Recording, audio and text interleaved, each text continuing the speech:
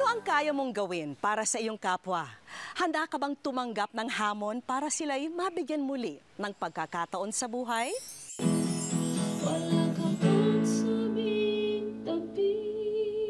Siya si Glyza De Castro, isang mahusay na artista. Ilan sa inyo nahumaling sa kanyang ganda?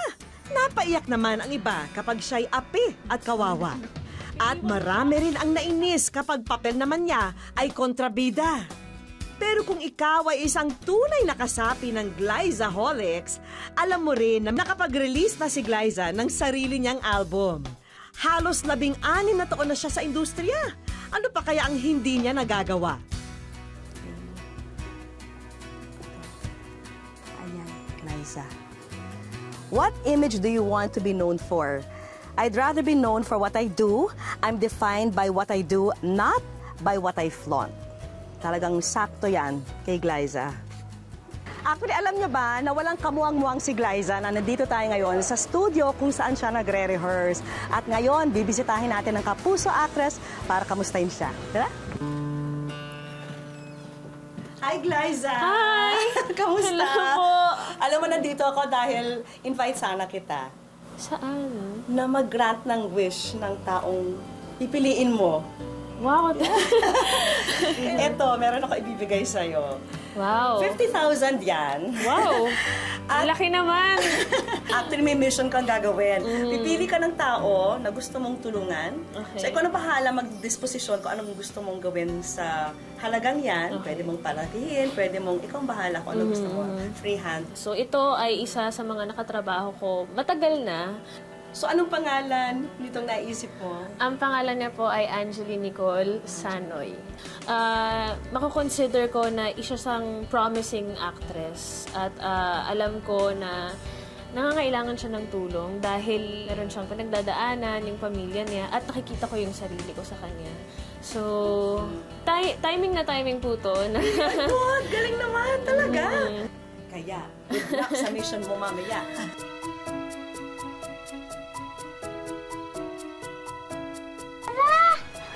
Ay! Ay! Miss Class! Ay, naku! Ay! Ay, Class! Nababanggit lang namin! Grabe, oh! Kamusta? Miss ka namin! Sana yung nakakita siya na, na dalaga. Kasi, nasanay ako na yung maliit ka lang na ganyan. Ate! Sidekick po naman ako din ni Ate Glyza De Castro. Di ba, ate? Oo. Maagang namulat sa mundo ng showbiz si Nicole. 4 na taon daw siya nang unang sumabak sa pag-aartista. Saling kit-kit lang ako noon. Tapos po, simula po noon, nung napansin po nila ako, dire-diretso na po yun. Naging maganda ang ngiti ng kapalaran para kay Nicole. Madalas na ang labas niya sa telebisyon at nakasama pa ang ilan sa mga magagaling at mga batikang artista. Pero masasabing ang pinakaruro ng kanyang kasikatan ay nang maging bida na sa teleserye noong 2011. Nag-Magic Palayok na po ako noon. Yun na po yung first lead role ko po. Umiyak talaga ako noon. Hindi ko po ina-expect na ako yung kukunin nila. Kasunod ng kanyang pagsikat, nadama rin ni Nicole na gumaan ang buhay nilang mag-anak. Nagkaroon ako ng maraming friends. Nakakapagpatapos na rin po namin yung tito ko ng college. Nakabili po kami nun ng 3 sasakyan para sa taxi po. Sabi nga pala ni Ina, hindi raw muna ako mag-aaral. Mamamasukan daw muna ako sa Davao habang walang pasok. Ito po yung naging award ko. Nanalo po ako ng Breakthrough Performance by an Actress sa indie film po namin ni Direk Joel Lamangan na Patikol. Ito po yung pinakauna kong award. Pero ang lahat daw ng bagay ay may hangganan. Kung noon, wala raw halos pahinga siyang dalaga. After ng Magic Palayok, may mga naging shows pero naman po ako. Pasulpot-sulpot na lang po kasi po siguro awkward age na rin po, hindi na mahanapan ng roles. So, dumating sa point na binenta na namin yung mga taxi, Yung daddy ko na lang po yung nagtatrabaho para sa amin. Nagta-taxi driver po siya. Mahirap rin naman po ang biyahe. So, nagka-problema po kami, financial. Humantong na rin daw siya sa puntong kumakatok sa mga kakilalang direktor at kapwa-artista. Mahirap kasi,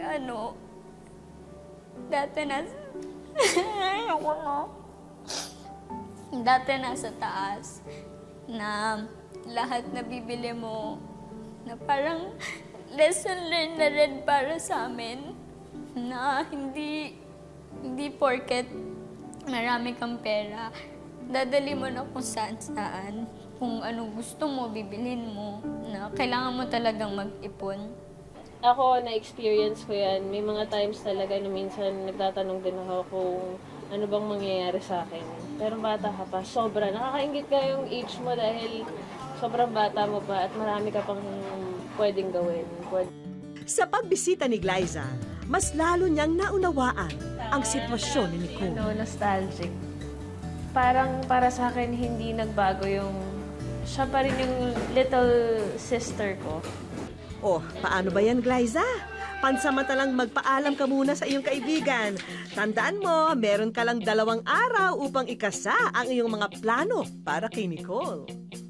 Ngayon ay naisip ko pumunta sa isang workshop studio or school kung saan pwedeng i-enroll si Nicole sa acting or sa singing. Hi! Good morning. Ako po si Glyza. Hi, I'm Oliver. Oliver. Hi po. Nice to meet you, Oliver. Sa isang theater organization sa lungsod ng Makati kami unang dinala ni Glyza. At isang batikang aktres din sa telebisyon at pelikula, ang isa sa nangangasiwa rito, si Pinky Amador.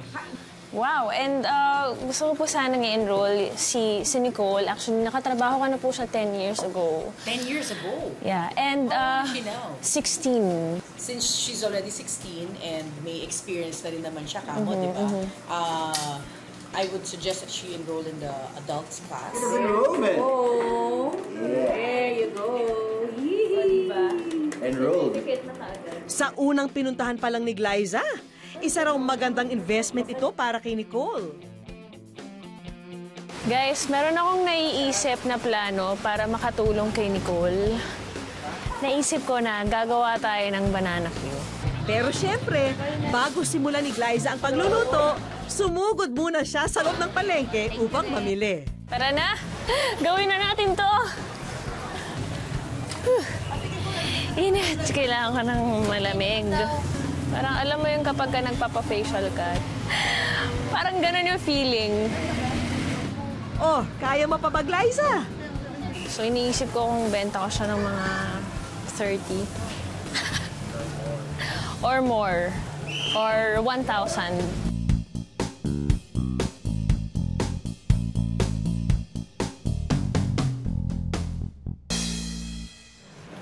Magandang hapon po. Meron daw pong nagpapadala ng banana sa inyo. Ayun po. At ang unang binisita ni Glyza, isa sa kanyang matalik na kaibigan na si Gabby Eigenman. Sa maniwala ka't sa hindi. Okay. Ako gumawa niyan. Talaga? Kuha ko mga 10. Dahil dyan, dadagdagan ko ng isa. Parang sa'yo, free yun. Mukhang epektibo ang pagiging charming mo, Glyza, ha? Oo, ayoko naman ma-pressure, pero yung proceeds niyan ay para kay Nicole. Si Nicole ay si Jik Jik sa Grazilda. Oo. At dahil dyan, bilhin ko to, mga 1,000. Wow!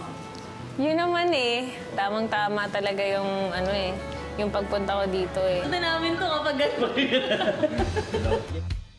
Sunod naming tinungo ang mismong GMA7. Baka sakaling may abutan kaming taping sa mga studio.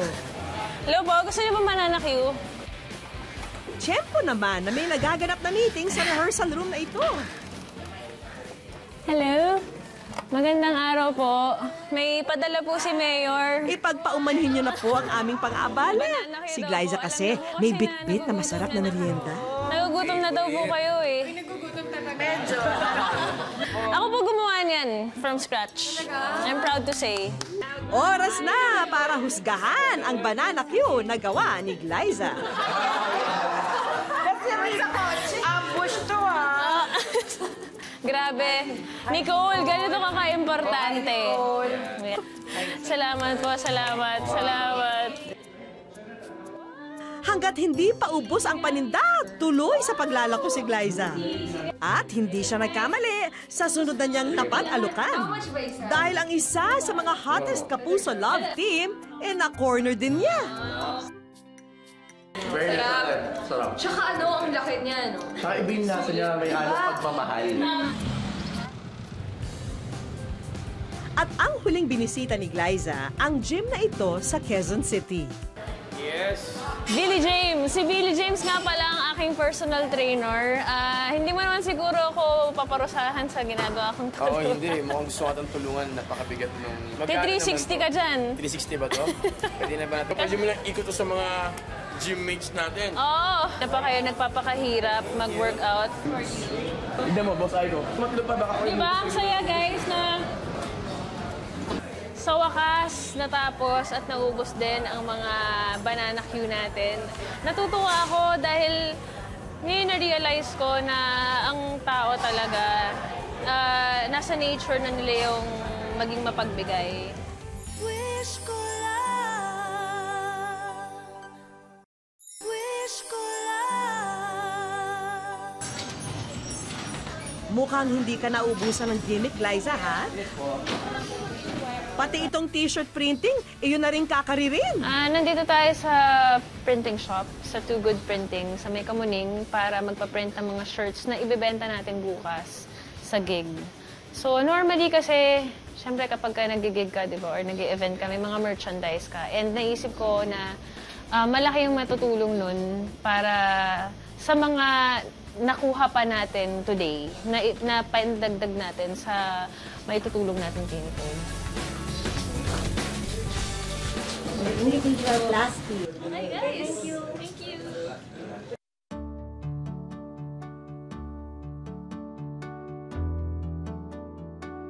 Tumawag po sa akin si Ate Glyza, tapos sabi niya po na pumunta nga daw po ako sa GMA.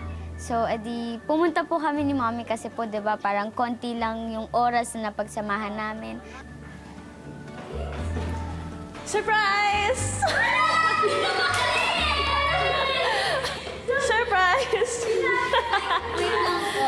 Kasi kailangan, gusto ko may ganitong drama eh. Anyway, meron kaming hinanda para sa'yo. Ano to? Ito na. Tada! Guys, merong tutulong sa atin. Siya po si Nicole, nakatrabaho ko siya sa Grazilda 2000. Si Direk Adolf Alex, pwede na tayong tulungan na gumawa ng demo reel. Ibig sabihin, ito yung ipapakita sa mga, kapag nag-audition ka, ipipresent mo sa mga possible producers o sa mga casting directors. Para sa espesyal na photo at video shoot ngayon, si Glyza mismo ang nag-makeup at nag-ayos kay Nicole. Maganda ka na, te. Habang mini-makeupan niya ako, parang minsan nakatingin lang ako sa kanya na parang totoo ba talaga to? Baka mamaya panaginip lang. Ang award-winning na manunulat at direktor sa pelikula at telebisyon na si Adolf Alex Jr. ang magdidirect kina Nicole sa mabigat na eksena ngayon. Ready, Nicole? Bonus pa sa iyong demo reel ang maka-eksena si Ate Glyza mo. Nicole, tara na, huwi na tayo. Handa na ba yung gamit mo? Nag-aantay na si Kuya sa labas. Ikaw na lang, ate. Hindi ako sumama. Bakit? Bakit ayaw mo sumama? Sino kasama mo dito? Ako lang. Sanay naman akong wala ka eh. Ano ibig sabihin nun? Ikaw na lang yung umalis. Total, iniwan mo naman na kami, di ba? Matagal mo naman kami iniwan ni nanay, di ba? Nasanay na ako na siya lang yung kasama ko.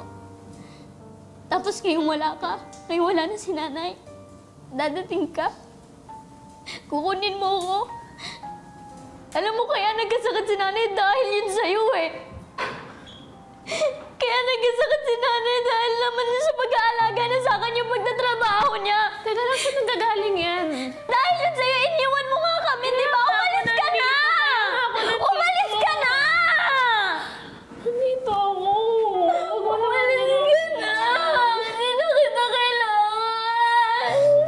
May potential naman yung bata. So, kailangan lang siguro nga ma-reintroduce siya ulit na nandyan pa siya. Tapos, yun nga, makakatulong nga siguro ko ipapakita natin yung ginawa nila ni Glyza kanina dun sa mga proper people para makatulong sa kanya para makabalik siya ulit sa TV at saka eventually kahit sa pelikula. Wish ko lang.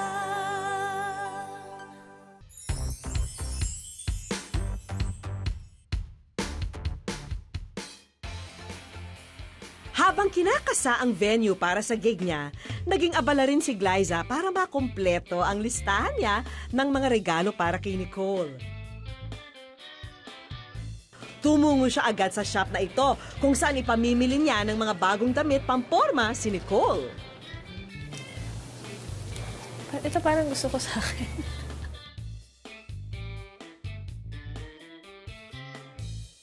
May mga ibang damit kasi na nadagdag kasi since na alam nila or nalaman nila na tinutulungan namin yun nga si Nicole, ni-refer pa niya ako sa isa pang store. Tapos pinapili pa ulit ako ng mga iba pang clothes, na mas casual. Ayun, nakakatawa.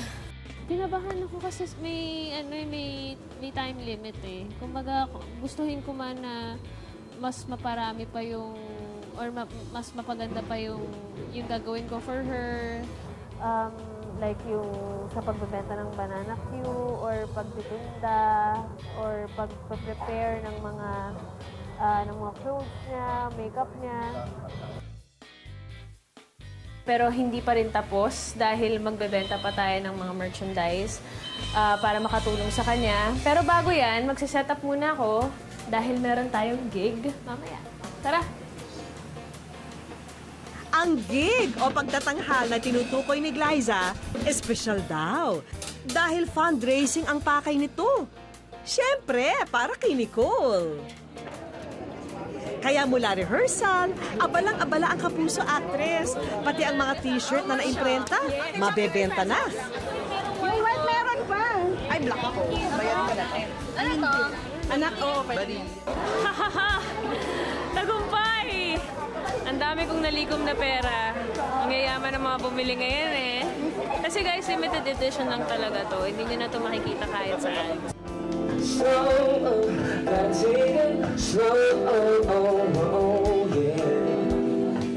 Nag-umpisa na ang gabi ng tugtugan at unti-unti na rin napupuno ang bar. Siyempre, present din si Nicole kasama ang kanyang mami Sally para suportahan ang kanyang ate Glyza.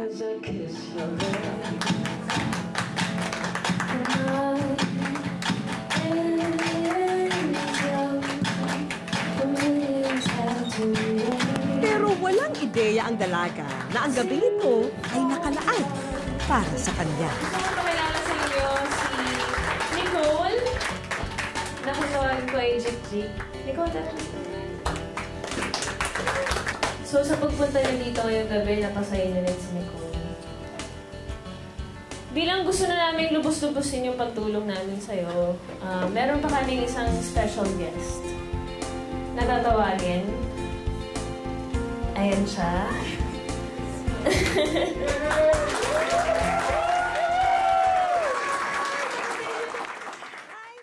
Wish ko lang.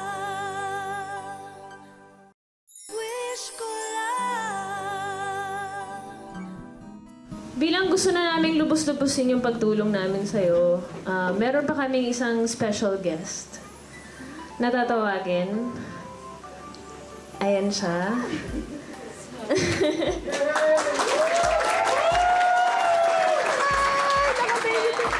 Hi, Nicole! Jik pala, Jik. Ako si Vicky. Hello po. At syempre, alam mo na siguro, ikaw ay nasa... Ay, nako. Pero alam mo ba kung sino may pakana ng lahat ng ito? Yung talaga nagplano ng lahat-lahat. Pati yung mga t-shirt, siya mismo nag-imprenta, lahat siya yung may gawa. Alam mo ba kung sino?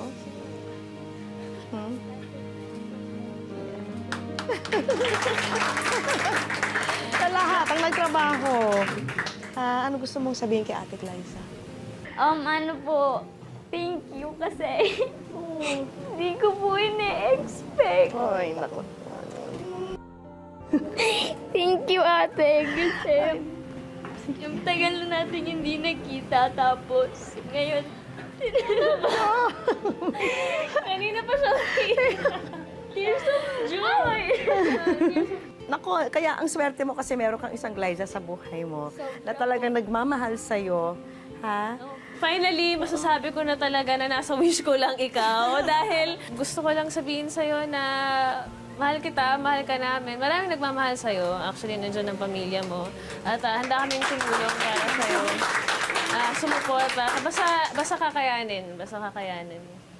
Glyza, tanungin ko sa'yo, anong feeling mo ngayon na ginawa mo ang lahat ng ito para kay Nicole or Jik-Jik? Nakaka-hero. Hindi. Ano pala, yung pagtulong pala talaga, hindi lang siya sa salita eh. Kailangan mo siyang gawin eh. Kapag sinabi mo na gusto mong tumulong, hindi natatapos sa isang gawa. Maraming gagawin talaga. It's been, 7 years, no? Alam niyo ba, sa set,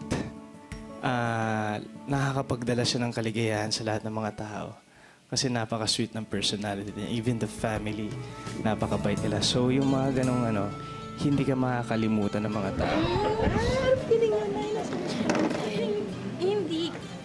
Overwhelming po kasi napapanood ko lang to na marami po kayo natutulungan ng tao. Hindi ko po expected na isa kami sa matutulungan yun na yung ma-feature lang si Nicole dito. Sobrang tulong na po yun sa amin. Dahil mo kay Glyza. Nasabi ko sa inyo na na-enroll namin siya sa Repertory Philippines. At ito yung certificate mo of enrollment. Magsisimula ka na sa April. At 7 weeks to.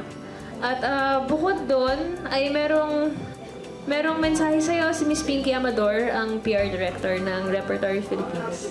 Panoorin mo to. Congratulations! You're now enrolled sa Young Adults Workshop at ito ang iyong magiging teacher, si Jamie Wilson. Hi Nicole, I'm looking forward to teaching you. I'm very excited to meet you and to work with you. And wishing you all the best and possibly a future in the theater. Okay.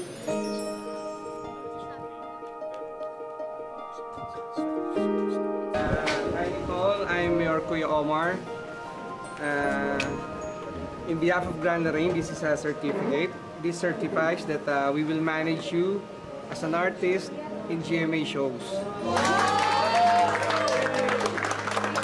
Speaking of GMA shows, meron daw naka-line up sa'yo. May guesting ka daw sa Karelasyon at sa Wagas.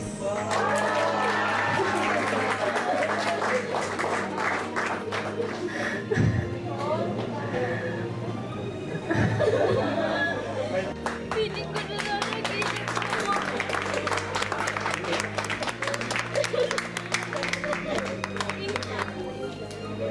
Thank you po.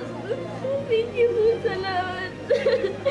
Hindi ko talaga ina-expect. At ito pa, scholarship mula sa STI, Gift of Knowledge.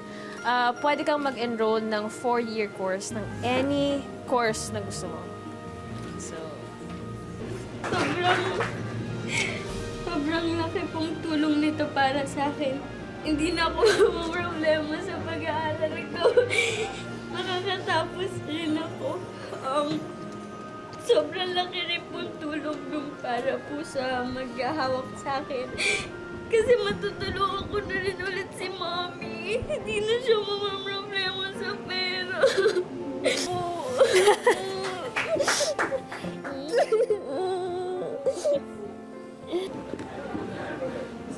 ito na yung last na gift namin sa inyo. Di ba nabanggit ko na nagbenta kami ng banana Q?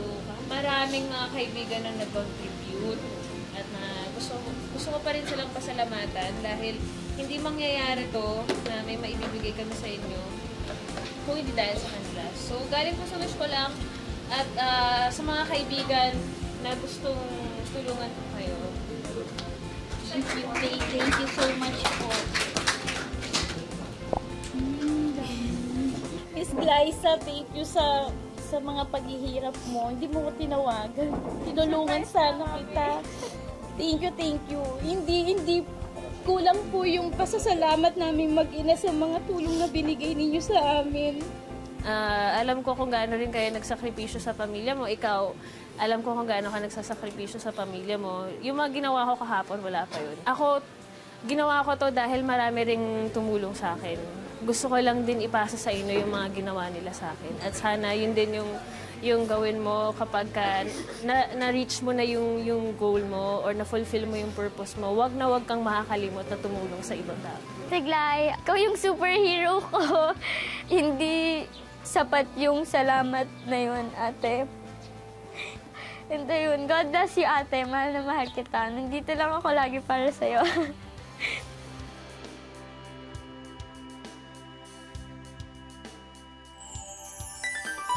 Marami pang pintuan ang magbubukas para kay Nicole. Dahil ang nakaraan bilang artista ay kabanata lang ng kanyang buhay. At may mga susunod pang yugto na sa kanya mismo nakasalalay. Salamat po sa inyong pagsubaybay. Ako po si Vicky Morales at ito po ang Wish Ko Lang. May sorpresang naghihintay sa'yo.